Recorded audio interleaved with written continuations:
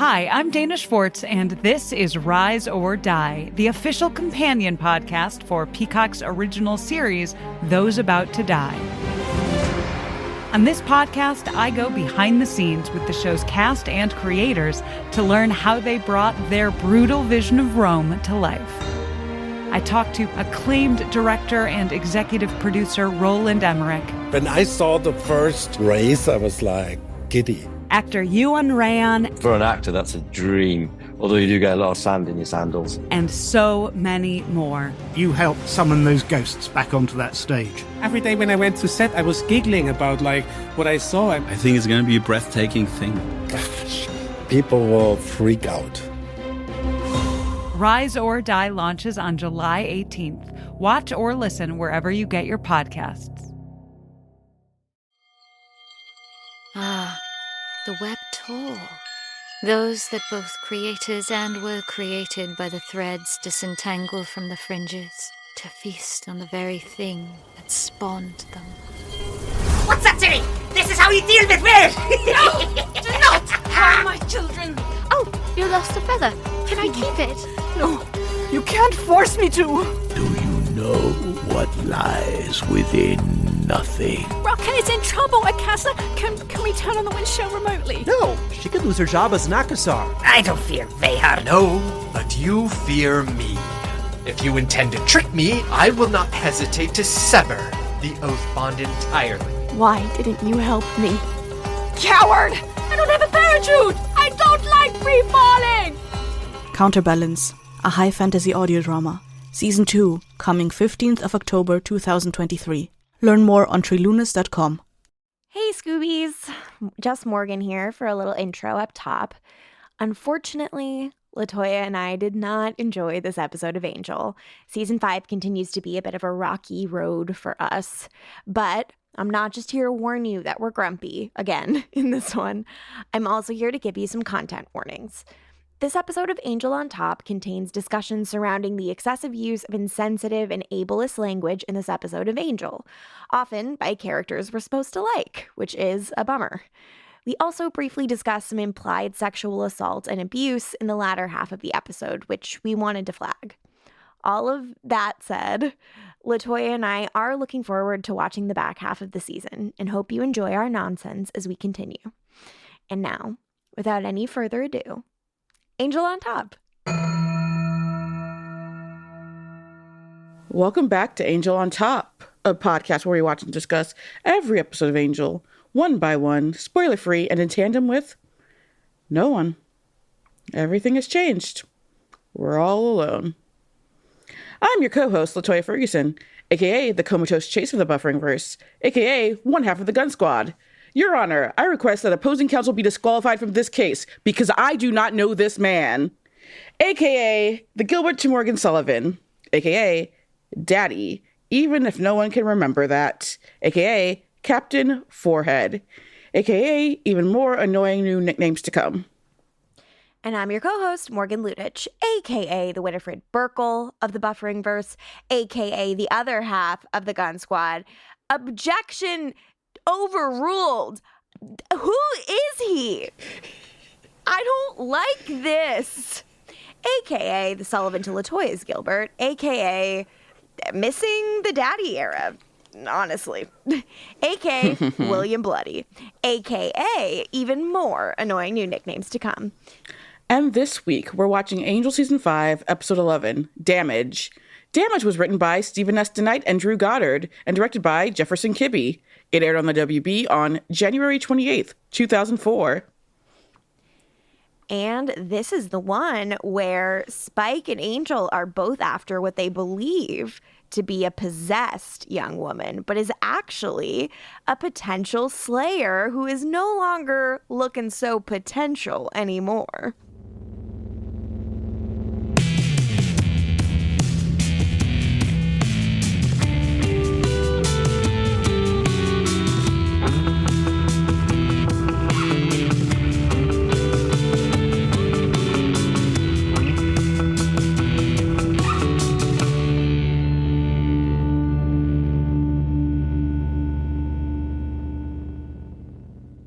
So, As always, I must tell you the episode of Smallville that aired before this. Hell yeah. Lay it on me. It was the episode Delete, which guest stars Missy Peregrine as a hacker who can use code to program people. You got Mr. Ian doing some kung fu against Lana Lang. Yeah. Because Lana is just like, well, Chloe has been programmed and Lana has to fight her back. And then Ian gets involved and... Ooh, that sounds I'll have to link to good. you that fight scene. It's ridiculous. I would like to see that fight scene, yes, please. But yeah, she's working for a nefarious neurosurgeon played by Riverdale's Martin Cummings. Sheriff Keller back in his hot upper crust twink days.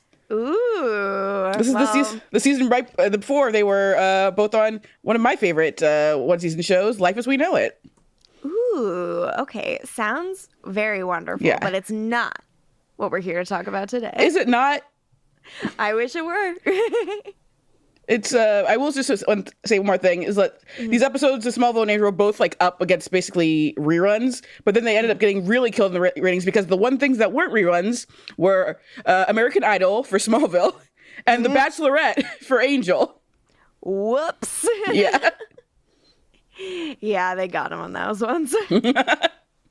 Whoops. Well, but today we're talking Damage. And it's kind of like a big crossover event, some might call it.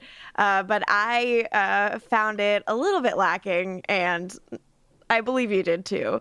Any big thoughts on this one before we dive into scene-by-scene stuff? Well, yeah, this episode has never been a favorite. I've always found it lacking, but now, watching this and I can like articulate it better other than, I don't care for it. It's not, I don't do like skipping of episodes and rewatches. So like not like a skip episode, but like probably what I pay less attention to usually when I'm watching it. And I just fair listeners, it's not just because of Andrew. Andrew's kind of on the bottom of the list of my problems with the episode, actually. I think like at one point I just said, this episode is giving me like season 1 she levels of me wondering why I'm supposed to care, really. Mm-hmm. Yeah. And also at the same time thinking about how insensitive this entire episode is to mental health issues. What? Yeah. Also Navi Rawat, who plays what's her name? Dana? Dana. I wrote Dana 5 million times. You would think I would remember the name Dana, of all names. Yeah. It was a Chad, too. I would have noticed that too. I wish there had been a Chad. Yeah. But yeah, Navi Rawat, who plays Dana, our titular damaged character. She's kind of always left me cold as an actress. And in my mind, this episode happened like after her first season arc on the OC, but it actually happens before. We're not there yet in the OC right now, which is airing opposite Angel. So like she does this and then she does the OC where she plays Teresa, Ryan's Chino love. Oh, I didn't even recognize her because she transformed for this. That's interesting. That's cool. Yeah, It's not, to me, a particularly compelling performance either, unfortunately. But, I mean, I think that's largely because there's really nothing given other than, like, a lot of, like, River song speak. Mm-hmm. Yeah. And, I mean, and that stuff isn't really compelling unless, I don't know, like, your scenes can really slow down to, like, be with that person one-on-one. Like, it felt a little yada yada to me. Mm-hmm. And again, like, unfortunately, it just felt like such a product of Joss being around, for me, at least, of like, yeah, and we'll just have like a girl who like has almost River's exact backstory. Yeah. Be around. And it just sucks. Watching this time, I was thinking about how at no point in this episode, other than just like the bit where it's like, I think she said she like traumatized or anything, Fred has any like perspective on this character or story, and that's absurd to me. I get the idea of also having a Slayer pop up because so many were activated, and that makes a lot of sense, but I think there's so many like writing issues with what they choose to do here and what it kind of says overall about that choice that they made in Buffy, and we can talk about that. Yeah.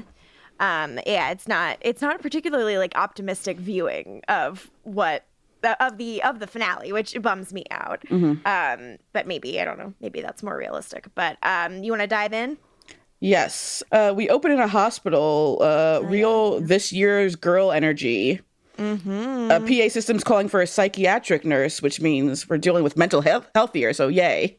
Ooh. Let's see. We've got locked cage doors.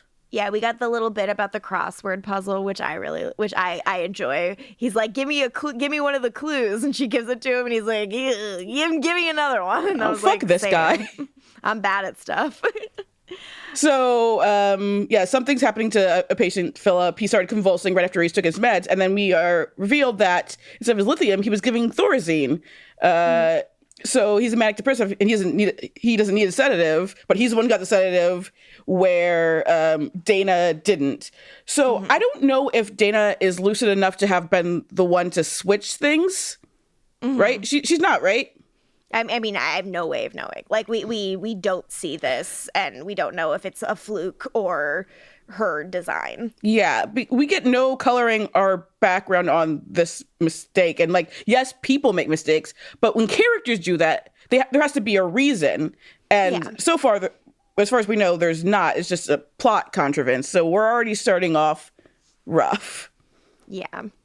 Some action ensues because it turns out like Dana did not get her meds, so now she is trying to escape. Yeah, some horror movie type banging, and then she's here looking like she's from The Ring. Yeah, she's ripping like doors off their hinges. She's doing a bunch of super strong stuff. And someone even like breaks a bottle over her head, and it has zero effect on her. And the scene ends with her like cutting a dude's head off with a bone saw. So you shouldn't fuck with her. Yeah.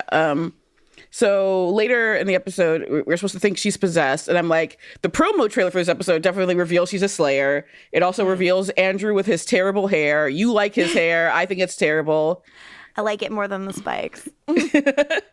So for Angel, you want the spikes, but for Andrew, no spikes. Please make a list of who should have spikes and who should not have spikes. I will get that list to you very soon. But they even use this promo to promote the next episode, which is the 100th. So, she rubs her blood on her face, and that's there the whole time. Pretty cool, right? Yeah. Meant to be primal of some kind. that was very sarcastic and dry. I probably just cut that. I hate it. I don't know. It's just, it so far to me feels like pretty generic, but we go to Wolfram and Hart, right? Gunn is walking guest starring and Tom Lenk. Ooh. I do like Tom Lenk, so yeah, but I like it. I'm just like, I should be happy to say special guest star Tom Lenk as Andrew, because then I would be like, I don't want to see his name. I don't want to see Andrew's name anywhere. But Gunn is lawyering over the phone as he walks through the halls. And Fred asks Gunn if it's a good idea to play chicken with the DA. And then I go off. So do I. Gunn the notes says, that I do have. Yeah. You want ugly. See us going out on the golf course. And I write in all caps, who is this man? Fred also asks, who is this man? You play golf since what? I wrote in my notes in all caps, what white nonsense is this? Yes. Because apparently a part of the brain upgrade that supposedly didn't change anything about Gunn, it was golf. They added golf. Oh my God. Yeah. And he does say, talking about how so many of the cases are so, like, they do them on golf courses instead of actually in the court. And he says, sometimes you got to work the system before it works you. And Fred says, that's our new motto. And I'm like, yes, Fred, it's been your new motto for the past 10 episodes before this. What haven't you noticed? Yeah, and Gunn is very insistent that they made the right choice here. And we cut to Angel, who says that he thinks they made the wrong choice. But here's the thing. He says, at the end of the day, I think we made the right choice. And I'm like, do you think that? Or were you programmed to think that? Literally, who's to say? And it's like on Vampire Diaries when Jeremy Gilbert was compelled to be normal. What is the truth? Who knows what the truth is? Later in the episode, so here I went in this next scene. I went kind of nuts. Oh, is it the same line where there's a line he says specifically where I write, "Oh my God, I hate you, Gunn." Yeah. Let's get into it. So first they're talking about Eve and like how to deal with her, and Gunn defends her by saying, she allegedly tried to kill Angel. Yes, that's when I said I hate you, Gunn. Oh, mine's a little later. And the parasite she allegedly sicked on you wasn't meant to be fatal. Who gives a fuck?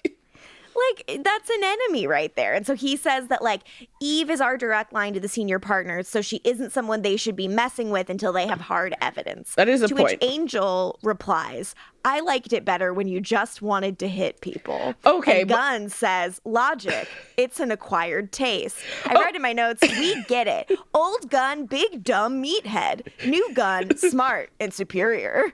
I hate it. And it makes me really mad. So my reaction to Angel's part of the line is, 1, yes. 2, but these writers aren't allowed to make that joke when this whole Gunn thing is basically shitting on his character as having no dimensionality before, other than just wanting to fight. And then, with Gunn's rational thought line, I write in all caps, shut the fuck up. Gunn had rational thought before he was the most rational of any of these idiots. But he was the most rational of all of these fools. Yes. And it's ridiculous. And I got really mad. And I'm like, it also, not only does this fuck up Gunn and like shit on everything he used to be in a way that is really annoying and also racist and aggravating and regressive and all of these things, it also like completely fucks the ensemble, because now all 3 of them are the smart one. There's like nothing for Wes to do anymore. Like, and there's nothing like I got mad and I wrote my pitch about what should have happened. Would you like to hear it? Also, real quick, nothing for Wes to do. That's why he shows up in the field with Angel, even though that should be Gunn in the field. But no, he's lawyer man now. So here's what I wrote in my notes. This money should, like the money and the resources that came with Wolfram and Hart, rather than him deciding to become a lawyer for the cause, this money should have allowed Gunn to become James Bond. Like when he did his Rush Hour job with Gwen, then we get Gunn and gadgets, and he could still be seduced by all Wolfram and Hart can give, because clearly that's the story they want to tell. He can just also be allowed to be believably himself. And I was like, but that would be a budget problem, Morgan. No. I have a solve. It doesn't have to be a budget problem. He could just always be leaving or coming back or prepping for the cool shit. So we know that like Gunn for the first time ever is like doing a gig in Paris and doing all this stuff. And he's like, I get to leave for the first time ever. I get to see stuff. Like that I could believe him being open to, because it would be like he himself was becoming bigger and better rather than him being transformed into a completely different person. Every time they introduce a new aspect of this upgrade, it's like, it was just this, but also this and this. This motherfucker is playing golf. I'm sorry. Like, that's not my beautiful boy. That is not my friend. My big conclusion was, can we play, I'm sorry, is there a way to play a sad version of the Gun Squad jingle? Like, just like slow it down a lot to an uncomfortable degree? Please? Check that tux, check that bod. Sign me up for the Gun Squad. Did someone say Golden God? I'm all in on the Gun Squad. Gimbal playing, Gimbal King.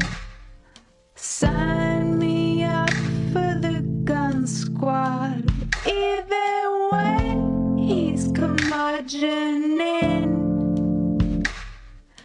I'm all in on the Gun Squad. Bang, bang. Little Charles gonna shoot his shot. Bang, bang. Cracking skulls up and down the block. Bang, bang. Got a smile that make the panties drop. Bang, bang. Gun Squad. Gun Squad. This is the episode that gets us canceled. I know. I'm trying to. Now I'm going to be more positive. I'm going to be more positive from here on It only out. gets worse. I know, but I'm going to try. Witness my positivity. I write, we have too many fucking nerds here. Then Lauren makes a comment about how he's sad we're not busting Twiggy to bits. But also, then suddenly Lauren's a genius too. Like, what the fuck? And then suddenly, like, Harmony has a monocle and she's also smart. I would love for Harmony to be a genius suddenly. Gunn is like, let's just keep an eye on her and restrict her access to stuff. And Angel's like, okay, fine, that's fine. And Harmony comes in and very poorly relays what happened at the psych ward. And she says that the girl who did it was possessed. Here's the thing. Like, so possession is like the tease. They like, for at least for the viewer, they kind of reveal at least that she's not possessed pretty quickly when they start with her flashbacks, because if you're possessed, you're not having trauma flashback. It's like, and this is something the show's done, and we've criticized this, where it's like they reveal to the audience like something early. I'm like, well, now like the interest is kind of not there anymore, even if you're not revealing what it actually is. It's like, yeah. And I mean, for me, like, I read the logline on Hulu. Yeah. So, like, at the end, all the wind was taken out of this episode's sails. And, like, I will say that is not fair. Again, the promo for the episode, like, if you were watching the WB, like, you see what it is. Dang. Yeah, that just kind of sucks. Like, it really robs it of a lot of, like, the mystery is kind of all that seems to have. But we then have, like Angel says, possessions are a finesse job. You got to be really careful with them. He says that, like, it's us around Wesley, who was there when he did the exorcism in the show. Mm-hmm. Yeah. Hey, maybe Wes doesn't remember it. He doesn't remember what if he had to keep track of what he's wiped out of these people's brains and what he's allowed them to keep. He just constantly reminds them of things because he's like, I don't know what you remember or not. I also think, like, Wes should be should know he doesn't know something. That is like another piece. Like, why doesn't Wes know, like, why is he not feeling around for the mystery and trying to solve it? I pointed out, like, moments in, like, Alexis' performance where it looks like maybe he thinks something's wrong, but, like, I think that's just Alexis. Yeah. So then in the psych ward. It's a finesse job. Cut to Spike showing. Spike and Angel both come out of the tiniest elevators that have ever existed in a hospital. It's a very cute shot of the two of them arriving separately in their tiny elevators. And they're both here to work the case. Those elevators are so small. You couldn't push, like, someone in a wheelchair into that elevator. Like, it's too tiny. It's not very accessible. So Angel, is immediately annoyed and is like, shouldn't you be out in the streets, like, trying to protect this city from people like you? Pretty good burn. I mean, he should. He's how much more trauma is he giving people just by insulting them as he saves them? No clue. So then they both talk to the doctor, and the doctor's, like, confused why a lawyer is here, but he will answer their questions. He takes them to Dana's room. She has a bunch of spooky drawings because she was kidnapped when she was 10 years old, and the kidnappers killed her family and then took her somewhere for months and tortured her. Not great. Yeah, she was found one day, naked and bleeding, wandering the streets, barely functional. Great. Yikes. And so Spike is like, cool, sounds like a possessed girl to me, and leaves. And the doctor kind of, like, leaves the room, and Angel says out loud to himself, well, wait, what isn't he telling me? Well, before that, and note that she has a bunch of drawings taped to her wall, and I'm like, oh, okay, maybe something Fred will be involved in this. No. No, Fred. Of course not. And so, but yeah, this is the first time Spike just bounces without getting any information, and you would think after the first time he wouldn't do that again. He does it again. This is when Angel asks out loud, what isn't he telling me? And someone answers him very helpfully. The nurse is like, he isn't telling you, all the sessions were taped. Thank you. I mean, he was asking her. I thought he was just kind of... he realized it was her. He knew someone was there. He's a vampire. Just kind of saying it out loud. No, he uses his angelness to realize she was there. Fair enough. He asks her and she answers. So all the sessions were taped. So we're going to get to watch all the taped sessions, which is, again, a Firefly DVD extra on the Serenity Blu-ray is getting a tape of a bunch of Rivers sessions. Dude, Firefly was canceled. I don't know why you would think adding that stuff to a successful show would help it. This show got canceled too after this. Yeah. Way to go. This show got canceled 2 weeks after this. Thanks a lot. Zoinks. So then we go to a convenience store type place. Dane is this there. This is a grocery store, right? Like a full grocery store. Grocery store? Okay, yeah. Just a grocery store doesn't usually have a rack of jeans, so I was not sure. So like a department store then? Fair enough. Yeah, there's... Okay. Like a Target or something. All right, she's at a Target. She's at Kmart, I think. She's at Kmart. This is before they all died. This feels like a Kmart. There's always a rack of jeans there. Dana's at a Kmart, and she's getting some clothes that are not a paper gown. Mm-hmm. She also breaks an innocent dude's arm. Yeah, some dude looks at her funny and asks her a question, so she breaks his arm. And then a security guard shows up. And this is the high point of the episode for me. The security guard is Mr. Johnson from Abbott Elementary. I sent LaToya a screenshot of this and was like, I'm losing my entire mind. I thought the episode was about to start rocking and rolling for me. And no, this was the high point. But it is a pretty good high point for me. That's sad. I was very happy to see him. I was not happy for his fate because she killed him. So we talk about how fucked up the loss of innocent life is in this episode, now or later? Whenever you want to talk about it. There's a lot of death in this one. Yeah. I'm surprised that dude just got away with a broken arm because this is absurd. Yeah. Hold on, let me find the exact thing. Yeah, I read in my notes that I was I'm just kind of bummed about the innocent deaths in this one more than usual. They just feel so unnecessary, and it just also kind of feels to me showing how negligent the Scooby Gang is at this point, and the fact that they sent Andrew to deal with this. Yeah, and that he doesn't seem to be particularly well equipped. He shows at the end his girl army shows up, which is but I think why wasn't the girl army here before? Yeah, exactly. We're gonna get to that. I'll talk about it now. They should have been here doing things the entire time. He's when he says thanks for your help, I'm like, no, Angel and Spike even as a failure in this situation did everything. They didn't help you. They did all the work. You guys did jack shit. You just had a bunch of girls flanking you so you could look fucking cool, so you could swing your dick around. You didn't do anything. Yeah, which is just then we're meant to believe, okay, is this a damning thing said about the Scoobies, or can we pin this just on Andrew? And we can't, because they sent Andrew out as a delegate, and we continue to be Andrew, who's good now? And I don't feel that way. It's interesting how for a character like Andrew, who's a nerd, we can hand wave his evilness and he can cry once and be done with it. But handsome men have to be sad about being evil, having been evil previously all the time, and they can never fuck. Which is an interesting thing Joss Whedon has going on here. Andrew's fucking, Morgan. Hey, we don't know. We know. Andrew's not fucking.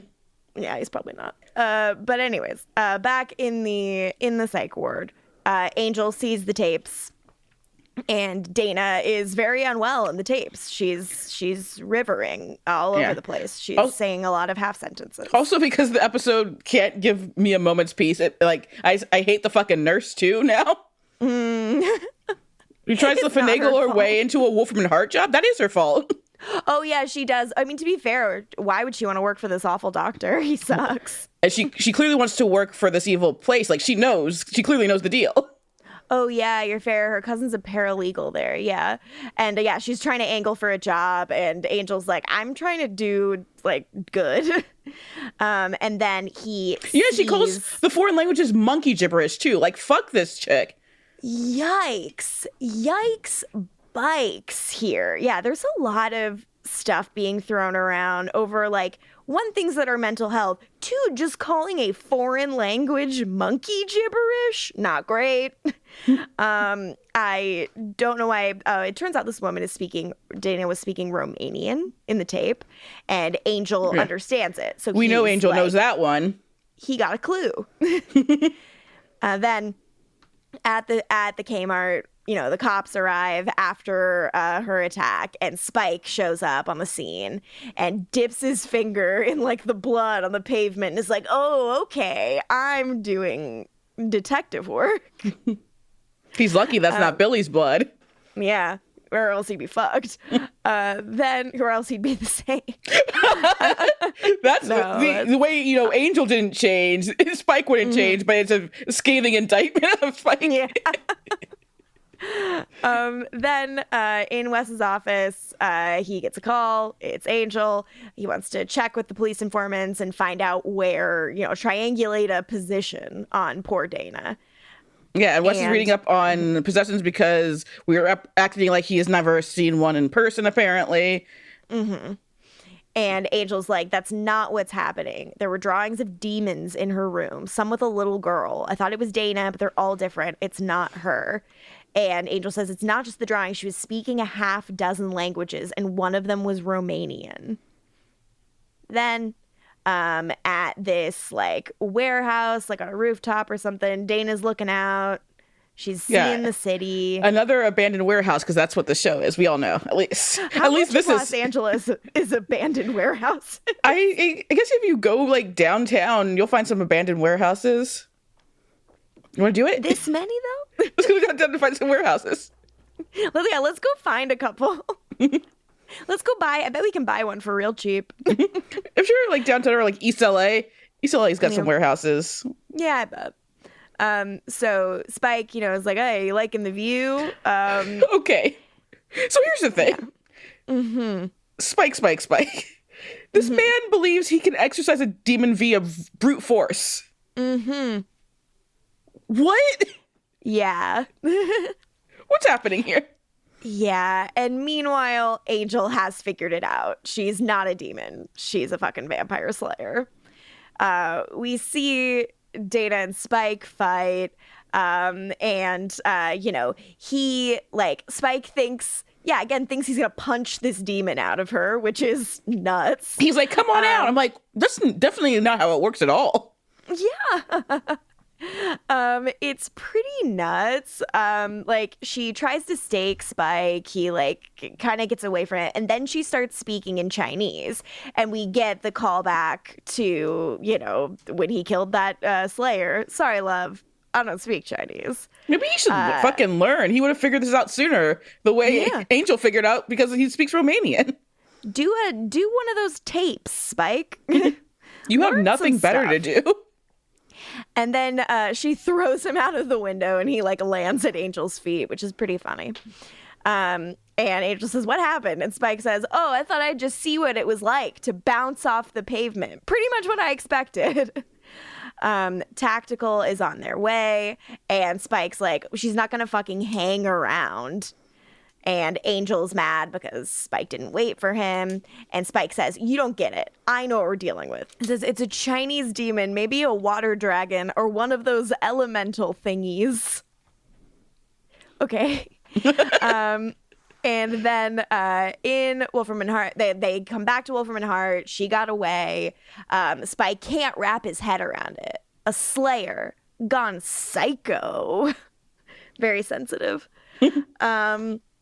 And Angel's like, you let her get away. Okay. I'm sorry. I'm just reading my notes. I got angry because I wrote, Wes contacted Giles, who sent his top guy to retrieve her. And that's why I just decided that, oh my God. His top guy is Andrew. Oh my goodness. God, woof. So the boys are fighting, classic, and Spike's like, well, I've killed a bunch of slayers with my own hands. Now I know what game I'm playing. I think I can handle one that's gone, quote, daft in the melon, end quote. Yikes. It's not even the worst he gets here. Yeah, and then Angel's like, I call Giles top guy is being sent. The top guy is. Andrew. He's got a pipe now. Yeah, like in his imagination and storyteller, now he actually got one. Mm-hmm. And yeah, he's got a new look, and I like the longer hair and the more well-fitting clothes, even though this is still a pretty boxy suit on him. But he can't fool me.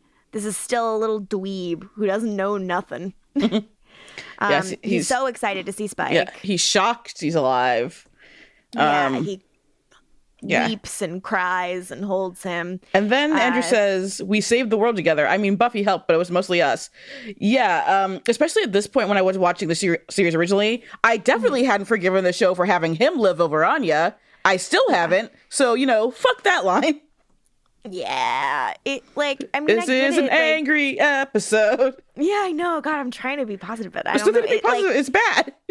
Yeah, it is. It's like, he says all that stuff, like, and Angel's like, could we, like, get on task?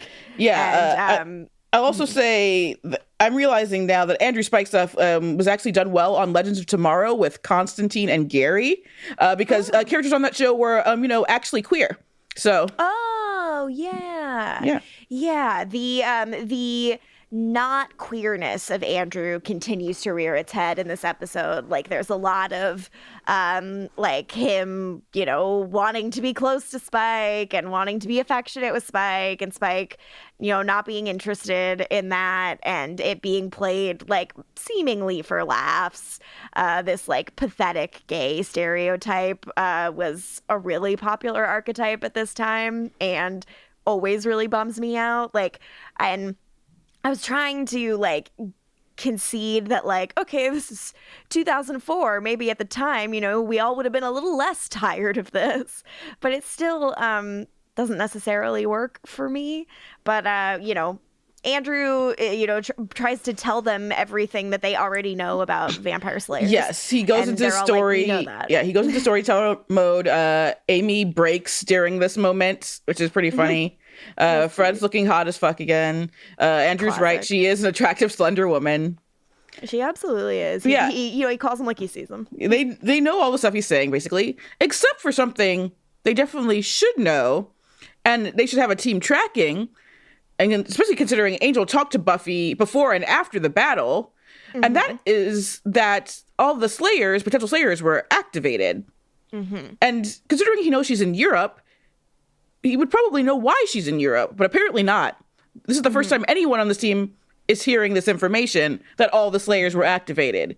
Yeah. This episode, technically, because of that, should have been sooner, but the only reason it's now is because of Spike's corporealness and hero thing. But because they made it later, it does not work. Yeah, it does seem wild that they're only now learning this. That Wes hasn't heard this from, the streets? Yeah, or even Giles wouldn't tell him as a professional courtesy. No, Giles respects Andrew more than Wes, as this episode reminds us. Yeah, that's it. At least this episode tells us. Yes, this episode does tell us that, and it expects us to operate under that assumption.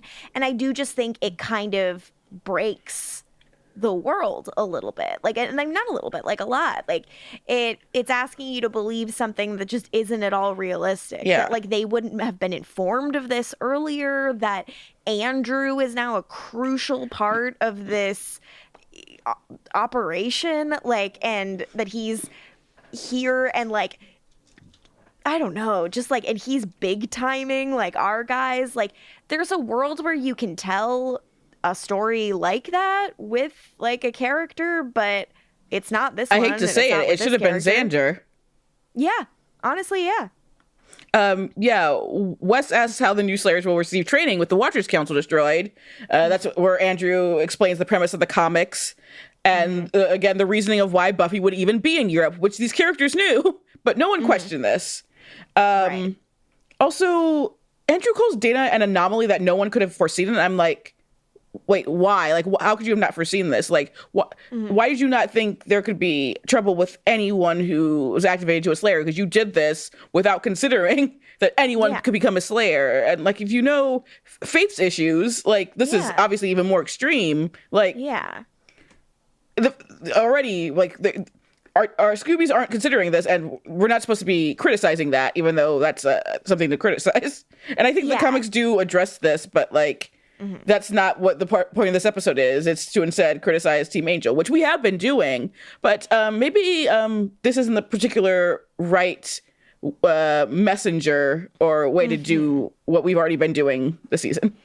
Yeah, and so we go on to explain, like, Dana would probably be having, like, the dreams of things that happened to previous Slayers and visions. So when she was speaking Chinese to Spike, she was kind of embodying the Slayer he killed during the Boxer Rebellion. Yeah, but Wesley also says a line that doesn't quite make sense to me either, which is the dreams of Slayers are usually just that, dreams. It's like, no, they're often prophetic. Like, what are you talking about? Yeah, but not visions, I guess, it was what, like, he was trying to say. I mean, technically they kind of are. Yeah, I guess you're right. But, you don't have them when you're awake. Like, you have them when you're asleep, I think, is what he's trying to say. Like, this feels different than that. But, I don't know. It's not that much of a distinction. Because it's also, like... Because they're technically also telling a multiple personality story, but they don't quite say it, but they're saying it. It's like, because the fact that we also only just see her flashbacks and not like her having moments where she's seeing other Slayers flashbacks, that also this is a messily written episode by two heavy hitters, which I don't understand. Yeah, which makes me feel like it was rushed. Yeah. Like they were behind and it was like, all right, make it happen now. Like when two heavy hitters get put together on a script like this, at least in my experience in a room, it's because you're short on time and you need two people to split a script because there's not enough time for just one person to do it by themselves. Like there's so little time that one person isn't enough. So I would assume that they were very behind when they did this, and it kind of showed to me. Like, this whole thing has kind of a bit of a sheen of flop sweat on it. It's a very sweaty episode. But anyway, Spike is like, well, I'm leaving because I'm good now, as we all remember. I'm sorry to make you go back again, because I just have to rant a little bit more.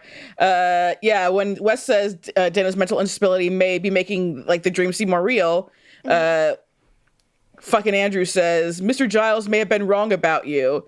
And like, again, ha ha ha, right? But I'm like, no, I cannot see how Giles can tolerate Andrew at all and still consider Wes any worse. Yeah, and it's just like, that's where I'm just like, I don't believe anything Andrew says. Because even if you consider like just season 3 Wes as like Giles' memory, like they've had conversations like Angel and Giles and Wes and Giles, like he knows like what's going on over here to think higher of Andrew. Yeah, it's a bummer. But it's supposed to be funny, right? Ha ha ha ha ha. Not quite working for me comedically. So Spike and Angel, continue to bicker as they leave. Because Spike decides to fuck off again without full information or a plan. And what is, like, does he plan to kill her? No clue. What? Yeah. No idea what his plan is, but Angel's like, look, we are the people who should be confronting her. She's a Slayer. She has we're the last two people who should be confronting her. She's a Slayer. She has every reason to hate us, and she's unstable. In her mind, there probably aren't good vampires. And I'm like, imagine if Fred had any opinion on this, or if she and Spike interacted again past the Ghost Saga. Yeah. Because it's also like, it's so odd that Spike's like, okay, in quotes, Doyle, I trust you. And when that man has done nothing to earn his trust, whereas Fred has done know everything. We don't know what Doyle's directive was. Doyle's directive was for Spike. Did he tell him to kill her? Spike's like, I'm going to stop her. How? Yeah. He's like, I've killed 2 Slayers before, but he does not say I'm going to kill a 3rd Slayer. Like, they really, it's as vague as humanly possible. Yeah, he's Spike. He's going off half-cocked. Yeah. He doesn't know what he's going to do. He just knows that he's going to end up on top. He says, what do you want me to do? Go all boohoo because she got tortured and driven out of her gourd? And I'm like, yeah? Yeah? Feel any empathy? Yeah, and he says it's not like we hadn't done anything worse back in the day. And Angel's like, yeah, and I'm paying for it. Yeah. And Spike says, you should let it go. It's starting to make you look old. But like the comparison to like the terrible things they've done, what she's doing now doesn't hit for me at all. I'm like, I don't know what like thread you're trying to connect between her deal and your deal. Yeah, it's very tenuous. So, we go to the docks. Dana's got her saw. She is having Dana's these got flashbacks. her saw. Watch her with that saw. She's having flashbacks of a man who stored something in an old vent, and like there's syringes. There's all this scary stuff. It is not looking good. A good Samaritan comes and tries to help Dana. So she murders him. She murders him. Yeah.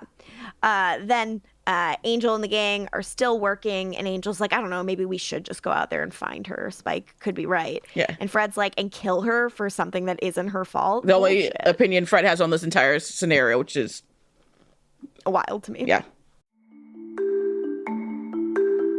As a podcast network, our focus is bringing you shows you love to listen to. But we also sell merch related to those shows. And partnering with Shopify has made that both possible and simple for us to do. Shopify is the global commerce platform that helps you sell at every stage of your business. Whether you're selling scented soap or offering outdoor adventures, Shopify helps you sell everywhere because they've got you covered from their all-in-one e-commerce platform to their in-person POS system. What's so fantastic about Shopify is how, no matter how big you want to grow, they provide everything you need to get control of your business so you can take it to the next level. Businesses that grow, grow with Shopify. Sign up for a $1 per month trial period at shopify.com/realm. That's all lowercase. Go to shopify.com/realm now to grow your business, no matter what stage you're in. Shopify.com/realm. Hello, my name is Alison Larkin, and I'm a writer, comedian, and narrator and host of the Jane Austen podcast. This podcast brings Jane Austen's stories to the 21st century, along with commentary from me and conversations with fascinating people who all share a love of Jane Austen. And of course, we had to start with none other than Pride and Prejudice. So join me as we embark on a journey through some of the most wonderful stories I know. The Jane Austen podcast with Alison Larkin is available wherever you listen to podcasts. It's pretty clear to everyone by now that social media has changed everything from the way we live to how we discuss politics and what we think we know about the world around us. Which begs the question, who's in charge here? Hi, I'm Jon Favreau, former Obama speechwriter turned chronically online host of Offline with Jon Favreau. Join me every week just outside your social media-fueled echo chamber for a smarter, lighter conversation about the real-time changes and real-world effects of social media and the internet on all of our lives. Check out Offline with Jon Favreau every Sunday wherever you get your podcasts. Gunn is like, look, she's non-compos mentis. Shut up. I'm like, stop. I don't like this. So okay, it's yeah, and then they're saying witnesses said it was like she was looking for something, and that is not a vibe I got at all in the grocery store. It's like, yeah, and I'm just like, this is both a writing and directing issue now. Yeah, it does continue to be an issue in both places. So they are like, why don't we start like at the source, like with her home? And Lauren says houses have long memories, Angel Cakes. You just got to know how to get them to talk. So they're going to go to her house and start there. But Angel says, let's get Andrew in on this and see if he knows anything. But he already left, and he is with Spike. Spike and Andrew are, Andrew's following along while Spike is trying to hunt this girl down. And Spike is, has no patience for Andrew's stuff, except that maybe he cracks a little smile every once in a while, which, their same dynamic continues. Andrew is very into Spike's Viggo Mortensen pectorals, which, a nice a compliment as any. And Spike's like, what the fuck are you doing here? And Andrew's ready for action. He's ready to be out in the streets. He's got guns in his coat. As we learn, he's not ready for action. Mm-hmm. He trips over something pretty much immediately after claiming to be faster, stronger, and 82% more manly than when you last saw him. A dead body, and that's where I wrote about being bummed about the innocent deaths in this episode. Yeah, Dana slit this guy's throat. Andrew screams. Because it's supposed to add stakes. Obviously, you have a dangerous slayer out, but it's just so much of a mess in general. It's a bunch of death on top of something messy. It's what it feels like to me. And on top of our gang, still feeling like they're not on the right side of things. Mm-hmm. It's oh God, yet another problem going on in the city. But also, that's not being attended to. Andrew could just have 1 or 12 of the slayers he brought with him here.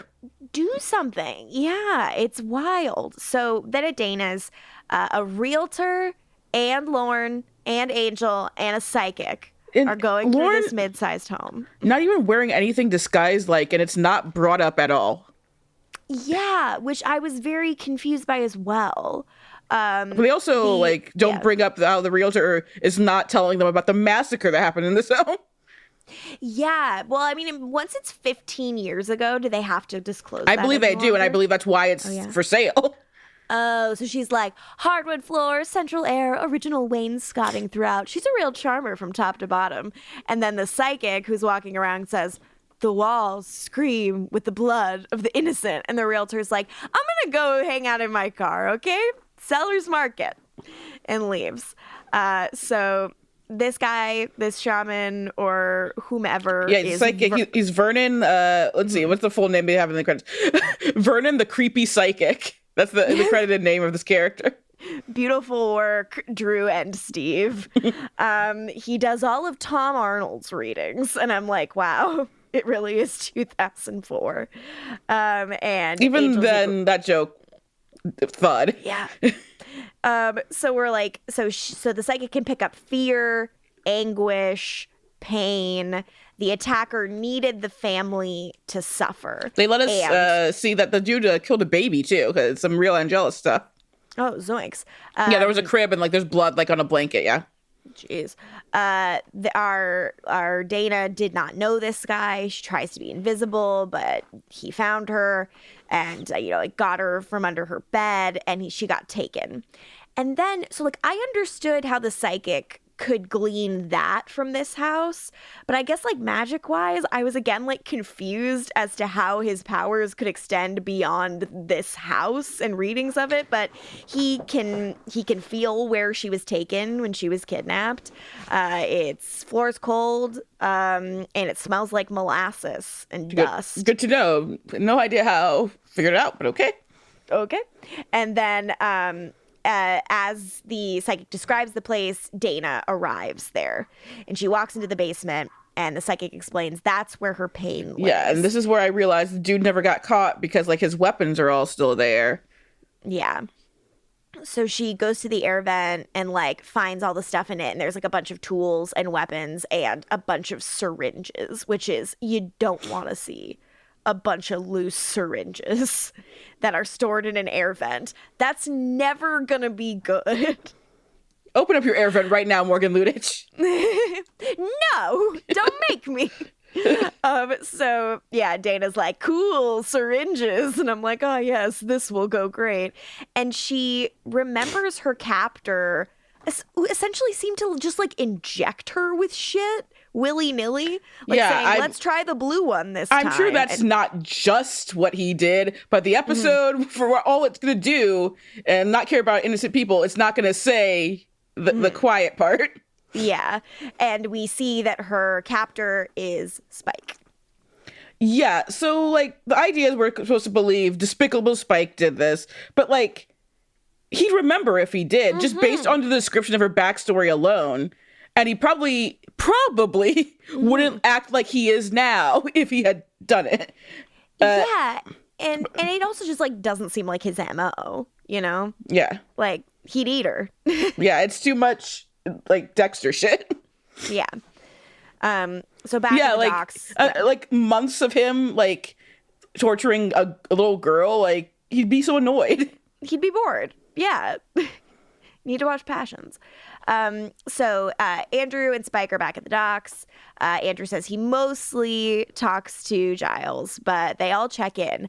Xander's in Africa. Yeah, I said this would probably be the one thing that finally cancels Xander Harris. Xander in Africa. Let's see that. Let's see how that goes down. Willow and Kennedy are in Brazil, and Buffy, ultimately ends up being in Rome. Mm-hmm. Spike smells some blood. He says it smells and tastes metallic like a penny. So Andrew sees a penny on the ground and almost puts it in his mouth. I read my notes. Now this idiot is tasting pennies. Unreal.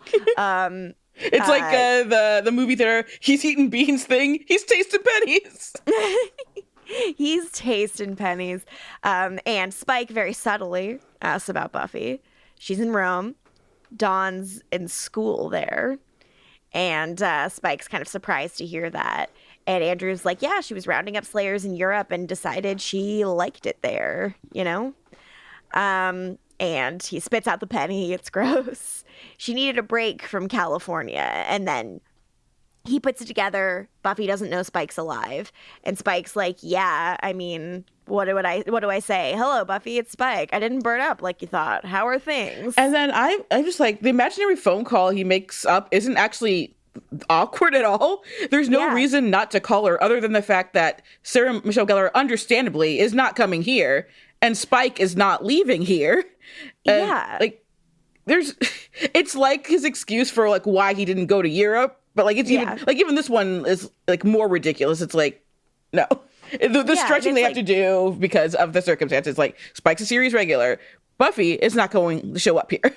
Yeah, she's not. Like after like 7+ years of a brutal schedule as the lead on a 22 episode a season show, she with wanted a toxic to take a year showrunner. Off. Yeah, she wanted to take time off from that man. Yeah, so good on you, Sarah. And Andrew's like, I don't know, do you want me to tell her? Like, I'm good with that kind of stuff. He is not. Spike is like, please shut the fuck up. I'm begging you. And, Andrew's doing some narration, classic stuff, and Spike is begging him to stop, and he is, of course, not stopping. Then in Wolfram and Hart. Oh, yeah, and Dana's watching them from a roof. Oh, and Dana's watching them. Then Teen Angel reunites at Wolfram and Hart. They're like, how did it go at the house? Angel says, I want to find the guy who killed Dana's family. His name, his past, his whereabouts. And Gunn says, the police never caught him. And Angel's like, well, we're not the police. Fucking find him. He says, Lauren, I want to know where he took her after she abducted her. The basement that smells like molasses. Like, let's figure it out. There's a joke about how he needs to start cracking the whip, and Lauren walks away and yells, Danny, we're gonna need a whip. Dan the man still being groomed by Lauren. He is good to his assistants. Yeah. Lauren, hire me. And then next scene, first note, oh my God, shut the fuck up. Andrew, like, he won't shut the fuck up. Yeah, Andrew's, talking about his exploits, and Spike smells that the blood is different and stronger. And, to which Andrew says, like Nichols, and I did say, okay, funny. I didn't laugh, but I said, okay, funny. You acknowledged, yeah. Look, Andrew's one good joke. They reach a dead end. There's a bloody streak on the wall. It's her blood, and Dana shows up. The thing that makes me think maybe she was lucid enough to change like the files or whatever, because this is a smart plan. She used her blood to draw them to a dead end. Yeah, she knocks Andrew out immediately. It's kind of like fight. The show doesn't really tell you like what her mental state is in terms of like how like lucid she is or how much like rational thinking she has, because it's nonsense. It's because it has to be whatever works for the scene. And as a result, like, that's why I'd say, like, this actress is not given much to play, because she's largely a plot device. Like, there's no interiority. She literally becomes a pawn at the end of the episode. Yeah, it's a real bummer. Andrew gets kicked in the face again. She tranks, like Spike runs after her. She leads him into a trap. It's the basement that we presume smells like molasses. And Spike's like, all right, there's no getting away from me now. And I'm like, she's lured you into a trap. No awareness whatsoever. So wild. So, Dana starts repeating stuff that the man who kidnapped her must have said, doesn't hurt if you hold still. And Spike says, you're a real sack of hammers, aren't you? Oof, it's just a bummer. But he does follow it up with, hey, don't worry, I used to date a girl who wasn't all there. And I'm like, okay. He likes that, but also what he's saying to her is not anything nice. Yeah, it's weird. And Dana's saying heart and head, stab the heart, cut off the head, only way to be sure. And Spike's like, yeah, Slayer shit. I know, yeah. And he's like, let me explain. All the vampire stuff, memories kicking around in your head. I imagine it's tough, But he says, because it sounds like you're past midnight on the crazy clock anyway. Dana starts cowering and starts saying, please, no, I have to get home to my son, to Robin. So she's having visions from the perspective of Nikki, the Slayer that Spike killed in New York. Mm-hmm. And Spike's like, oh, don't think about that. Stop thinking about that. And then she calls him A.K. William Bloody. Oh, shit. And he's like, no. You want to focus on what's real. Don't do that. No, Dana's beating the shit out of him. What's real is that you are A.K. William Bloody. She's doing it right now. Congrats, Spike. You helped her. Thank you. And she knocks him out with some kind of tranquilizer. And he starts passing out. And Dana says, yeah, yellow makes you weak. And I'm not weak anymore. And, very, very and there are more flashbacks of Spike being the one to do this to her, and Spike's like, I didn't do anything to you. Mm-hmm. So it's confusing. Dana's saying, Daddy's gone, he can't hear you, and all this stuff, and it's yellow makes you weak, brown makes you sleepy. She injects him with something else. He starts to pass out, and she says, you can't. One pill makes you larger, and one pill makes you small. Oh, remember how good Matrix? The Matrix is good. I wish I was watching The Matrix. I'm just Jefferson Airplane's a good band, and you're like, Matrix. So Spike passes out, and he is, at this girl's disposal, which, as we know, nothing good is planned for him. In the conference room at Wolfram and Hart, Gunn is like, the body was found here, on 4th and Camden on the map. And Angel's like, where is 4th and Camden? Do you know? No. I have no idea where these places are. Assume downtown. I assume, where all the warehouses are. Let's see if I do a quick search. In the warehouse district? Let's see. Century City? What? That's what it looks like from here. You guys, this girl was not in Century City. Yeah, it's Beverly Hills, it seems like it would be. Oh, yes, one of the many abandoned whiskey factories in Beverly Hills. Because, 4th and Camden isn't a place, but, Camden. 4th would be Camden downtown. Camden would be on the west side, though. So Angel's, let's get, people, let's get the surveillance up. Lauren, any luck with the psychics? And they're like, no, nothing new. Cold, creepy, smells like molasses. And Wes is like, molasses factory? well, yeah, and then Amy says whiskey, and I'm like, okay, dollhouse. But the point is that she's from Texas, so she knows about making whiskey. Mm-hmm. And that's all Fred has to contribute to the episode. When you're cooking up whiskey, it makes the whole room smell like molasses. And I'll say. Okay. I say. And they're like, oh, shit. Then Andrew comes in. Yes, Andrew's bitch ass ran all the way back to Wolfram and Hart. Yeah, he's like, we were attacked. She got Spike. Spike wakes up.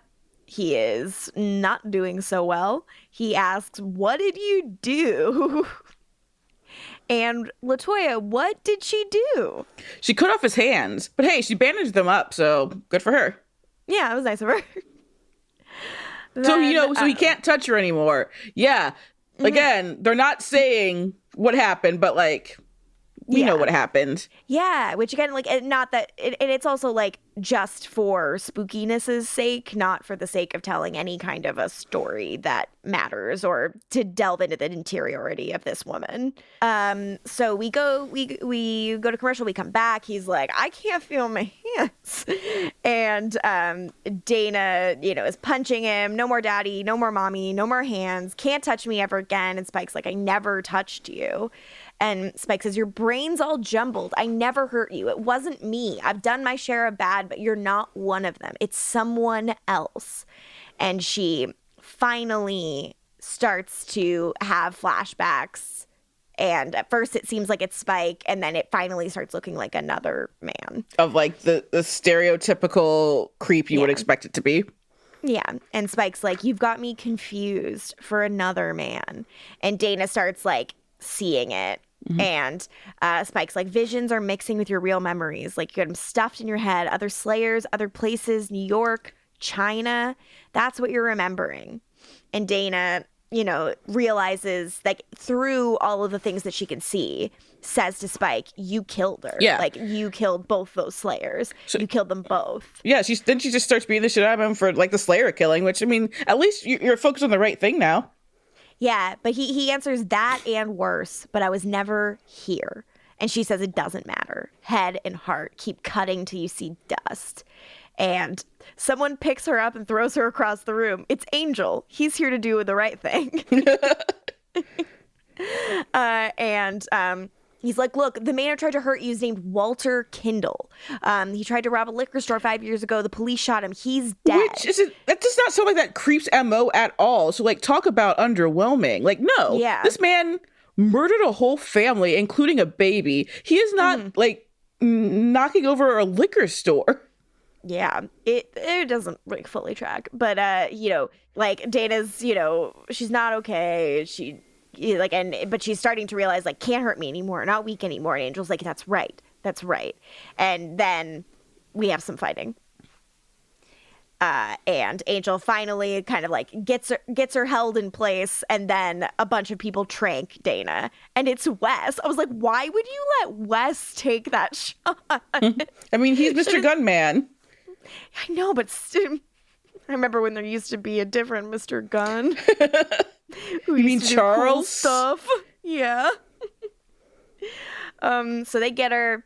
Angel sees Spike, like, with his fucking hands cut off, and is like, let's get a fucking med team in here. He's, like, pretty horrified by it. And then I said, LOL, now Spike and Lindsay, who may or may not be part of the show right now, will have something in common. Although Fred even says to the shaman, no cadavers, which, hey, Lindsay's dude was alive still when he got that hand. Fair enough. So we are wheeling him out. Fred is, like, getting him prepped for surgery and into the medical transport thing. Yeah. Jesus Christ. It's so wild. She gets in the ambulance with Spike, and then Angel and Wes are with Dana's gurney, which they're pushing. And Angel's like, let's get her in the van. I want armed guards with her. And Andrew is like, stand down. I'm going to take it from here. Yeah. Enter a bunch of nameless, faceless chicks who could have been helpful this whole time. So now we can do a fuck watch, I guess.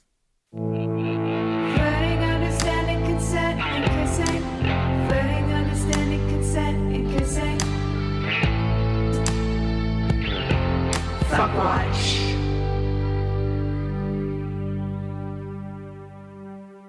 So literally, my thought process for fuck watch was no one, none of them. Mm-hmm. Fred again? And then I was like, I can cheat. Amy breaking in that scene where Andrew's going storyteller. That's my choice. I've never felt less horny watching this show, and season 4 exists. So there you go. Well, I'll be spending the night with Officer Mr. Johnson from Abbott Elementary. We're going to hang out, see where the night Morgan's goes. spending the night with a cop. You guys heard that, right? Yeah, you heard it. ACAB, all cops are beautiful. Morgan just said that. That's my whole stance, I guess. I love this is out of pure love for Abbott Elementary that I make this call. So then Andrew, says, like, I'm taking it from here. Appreciate your help on this one, big guy. Never could have found her without you, but you got a lot of problems of your own to worry Useless. about. It's infuriating. And Andrew's like, she's a slayer, so she's ours. And Angel's like, fucking no. And Andrew's like, no, you didn't hear me. You think we're gonna let you take her back to your evil stronghold? Like, no. And Andrew says, you don't have a choice. And I'm cutting out a lot of nerdy references here. Yeah, I skipped that too in my notes. I'm like, I don't, shut up. Yeah, and he says, I got 12 slayers behind me and not one of them has ever dated you. So she's coming with us. And I'm like, that line's also just disrespectful to Buffy. So shut up. Yeah. And it's like Buffy wouldn't like not do what she believed was right because of Angel. And Angel's like, I'll go over your head to Buffy. And Andrew's like, who do you think my orders came from? Nobody in our camp trusts you anymore. Nobody. You work for Wolfram and Hart. Don't fool yourself. We're not on the same side. Thanks for your help, but we've got it. And not help. They did everything. You did absolutely nothing. You did nothing. Truly nothing. But Wes and Angel stand down. Angel says, yeah, she's one of theirs. They can handle it. Besides, you heard the man. We got enough problems of our own to worry about. Then we go to the kind of hospital room that Spike is hanging out in that I assume is still, at Wolfram and Hart. And we have this scene, which I would say is my favorite scene of the episode. It's a nice kind of quiet Angel and Spike scene. Spike's like, are you here to, rub it in? He has his arms reattached. No, he's not, because that's not what Angel does. Yeah, Angel's first question is are you in a lot of pain? And Spike says, more than I'd like, but not as much as you would. Just what I deserve. And Angel said, I didn't say that. And Spike says, no, I did. She thought I killed her family. Am I supposed to, complain because hers wasn't one of the hundreds of families I did kill? No. Is anyone saying that? Again, as good as the scene is, I'm like, I can't find the connective tissue between all of this discussion and the Dana stuff that they're trying to make. And I'm so confused. Yeah, when they're like, we're just like her. I was like, I'm not sure that is connecting, but the idea that he's like, I'm supposed to be upset about being wrong. I got my hands chopped off for something I didn't do. And I'm like, done no a one's, bunch of shit. But no one's saying that. That's the thing. But I think the thing is he's grappling with his own desire to throw it away and say I don't own it, not my fault, because I think that's the way that Spike kind of is. He's constantly rebuffing responsibility, and I think this moment has made him have to sit in it a little more. Or at least we're seeing him in this moment kind of sitting in it, and I like this look on him. It's nice to see him kind of slow down, and he says I'm not gonna say you're right, but I never really thought about the nature of evil. I threw myself in, thought it was a party, liked the rush, liked the crunch. I never looked back at the victims. And then I love that Angel joins in and talks about Angelus's perspective on evil. Angel says he couldn't take his eyes off the victims. He was only in it for the evil. It was everything. It was art. Now, this I really bought when they connected it to Dana this way. The destruction of a human being, I would have considered Dana a masterpiece. Because, that's what he did to Drew, so. And Spike asks what happens to her, and Angel's like, I don't know, Andrew took her. And Spike is impressed that Andrew did a double cross. And Spike says, I don't know, the tingling in my forearms tells me she's too far gone to help. She's one of us now. She's a monster. I'm curious, is there any medicine she could have been on besides just sedatives? Yeah, that's the thing is, you also don't know, what can happen if... Yeah, what is her diagnosis? That's the other thing. There's no diagnosis in this episode. there's no diagnosis, which I do think is like very common for stuff like this, so that you don't have to be beholden to anything, because a diagnosis would mean like rules. Well, this asshole doctor was too more concerned with like making a book and getting like rich and famous off it than actually helping this girl. Which also was like, why is he gonna get famous off of her? Like, she's not doing anything. And like, yeah, you're gonna get, because I guess she's, you know, speaking multiple languages and all this stuff and everything. She's like an anomaly, but also like, yeah, your book's going to talk about how you didn't do jack shit to actually figure out what was wrong with her. Yeah, or help did not her. help her at all. And so this is the moment where they're talking about like, we were both like Angel says she's an innocent victim, and Spike says like, so were we once upon a time. So it's this idea that like, when does it end and when does it stop is kind of the open-ended question that poses, and where our episode ends is that at one point, you know, Liam and William. I don't know that Liam was ever an innocent victim is the thing, though. Yeah, fair enough. You know, were preyed upon by monsters, but then became monsters themselves. Mm-hmm. Because, yeah, and I do think to call her a monster seems like they're saying there's more of an awareness in her with what she was doing, and there's not. Like, there's absolutely not. No, like, this is someone who's like really hurting and needs help. And I do wonder, like, I do wonder what's in store for this person, but I also don't feel any attachment to her, because I don't think the episode like personalizes her in any way. She's just like an object of tragedy. Mm-hmm. And like you said, she ultimately is a pawn for everyone to swing their dick over. Yeah. And it's a bummer. Yep. But I don't know. I mean, I'm hopeful. I'm really excited for next week. I am excited to get into like the back half of the season. Mm-hmm. There's a couple things coming up that I know we're going to have fun discussing. Yes, we'll actually enjoy discussing, yeah. Thank you for listening to our very grumpy ep. We're going to end it on a very high note by doing one of my favorite segments, which is WB Watch. LaToya, if Team Angel were to watch a little show on the WB after the events of today, what episode would you have that be? I'm just gonna say I don't know how much of a high note it's gonna be, but you queued it up that way, so here we go.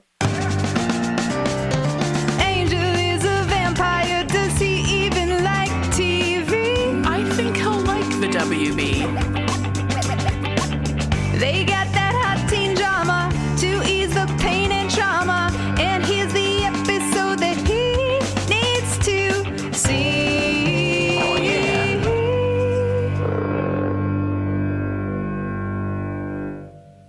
So as we discussed, this episode wasn't exactly a shining example of mental health and mental health issues. Mm-hmm. So I would suggest something that did it well, very well. Everwood season 2, specifically season 2, episode 5, Daddy's Little Girl, which isn't just the episode where Little Delia says shit. Mm-hmm. It's the episode where basically, as the season began, Emily Van Camp's Amy Abbott, after the death of her boyfriend Colin, she's spiraling into depression slowly, and basically this is where her therapist recommends antidepressants, and she tries to get her dad, who's a doctor, to just prescribe them to her, and he refuses to. And we are just going through a very downward spiral with this character, and I think it's probably one of the best depictions of like depression, especially for a teenager on TV, because this arc, of course, leads her to meeting a bad boy played by Mr. Paul Wasilewski. God. And then they also depressed. Why can't I meet a bad boy? The bad boy story Wasilewski? very well too, with a lot of interesting shading. So yeah, I think just like a palate cleanser, really, because this is I don't like this. Yeah, but I don't know. I mean, I like hearing you talk about something you like, so it's a high point for me. Thumbs up. And that is WB. So as we're wrapping up, this one wasn't for us, but hopefully one coming up soon will be. And in the meantime, you can follow us on socials at Angel on Top Cast on both Twitter and Instagram. You can go to angelontop.com to be sent on over to our Patreon.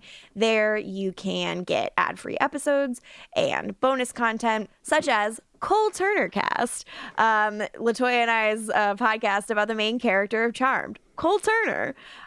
It's really goofy and fun and has guests such as Kristin and Jenny. So you should check it out. And we really like those episodes. So we're having a lot of fun there. Yeah, if you want to hear us have fun and be filled with joy, that. I would say that, or I would say go on over to the Empire Diaries pod. But I would say that if you want to follow me online, you can find me at Lorgan Lutich on whatever platform interests you. I got a Twitter, I got an Instagram, I got a dang Letterboxd that I like. Those are really fun, so follow me on those. LaToya, where can the people find you, and should they? I don't know. I feel like people are gonna be weird after this episode, so you know where to find me. If you don't, then don't. Yeah, be nice. Also, on our Patreon, you can have access to our Angel on Top Discord, which is a really nice place where we can talk to fans. And we've been having, I think, some good discussions about Season 5 in our little Season 5 channel.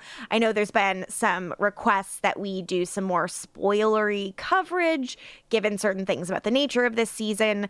But since that isn't really what we do, that's kind of a place to have those conversations with like other Scoobies and even a little bit with us. So I would check that out if that is something you are hankering for. And I don't know. I really liked this last scene, and I really liked that Mr. Johnson from Abbott Elementary was in this episode. So on those two positive points, I will tell you that you are now leaving Wolfram and Hart. And no, we do not validate.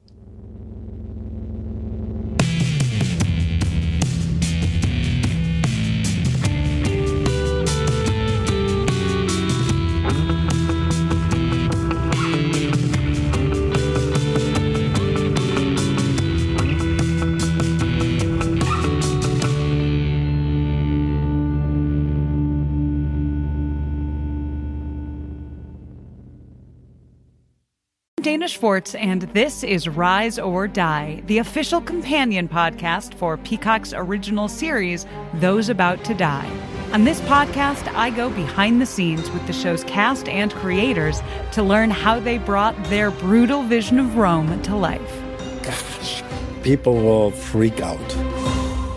Rise or Die launches on July 18th. Watch or listen wherever you get your podcasts. Hi, I'm Jennifer, a co-founder of the Go Kid Go network. At Go Kid Go, putting kids first is at the heart of every show that we produce. That's why we're so excited to introduce a brand new show to our network called The Search for the Silver Lining, a fantasy adventure series about a spirited young girl named Isla who time travels to the mythical land of Camelot. During her journey, Isla meets new friends, including King Arthur and his Knights of the Round Table, and learns valuable life lessons with every quest, sword fight, and dragon ride. Positive and uplifting stories remind us all about the importance of kindness, friendship, honesty, and positivity. Join me and an all-star cast of actors including Liam Neeson, Emily Blunt, Kristen Bell, Chris Hemsworth, among many others, in welcoming the Search for the Silver Lining podcast to the Go Kid Go network by listening today. Look for the Search for the Silver Lining on Spotify, Apple, or wherever you get your podcasts.